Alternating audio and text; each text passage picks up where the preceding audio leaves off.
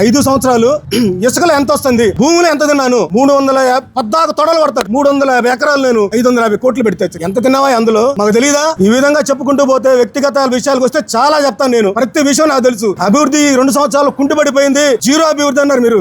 ఈ సందర్భంగా వాడు చెప్తా ఉన్నా, 2024లో అధికారంలోకి రాగానే మొట్టమొదట తీసుకున్న మనోహర్ గారు తీసుకున్న పని కాలువల ఆధునీకరణ. 5 ఏళ్ళు ఎప్పుడైనా చేశారా మీరు? తట్టని మట్టం వేశారా? అసలు విజన్ ఉందా మీకు అని అడుగుతా ఉన్నా నేను. పరిపాలన చేతగాక 5 సంవత్సరాలు కూడా రాష్ట్రాన్ని రావణ కష్టం చేసి అందరి కాడికి దోచుకొని వ్యవస్థలన్నీ నిర్వీర్యం చేసి ప్రజాస్వామ్యాన్ని కూనీ చేసి మేము చెప్పింది రాజ్యాంగం, మేము చెప్పింది చట్టమని 5 ఏళ్ళు దోచుకు తింటే ప్రజలు మీకు ఇచ్చిన తీర్పు 11 సీట్లు మిగిల్చారు మీకు. అయినా అహంకారం తగల మీలో, అయినా పొగరు మాటలు తగల.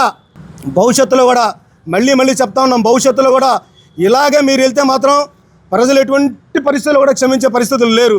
2029లో కూడా మేమే వస్తాం ఖచ్చితంగా చెప్తా ఉన్నాం. ఎందుకంటే ఈ 2 సంవత్సరాలు మేము చేసిన అభివృద్ధి అలాంటిది.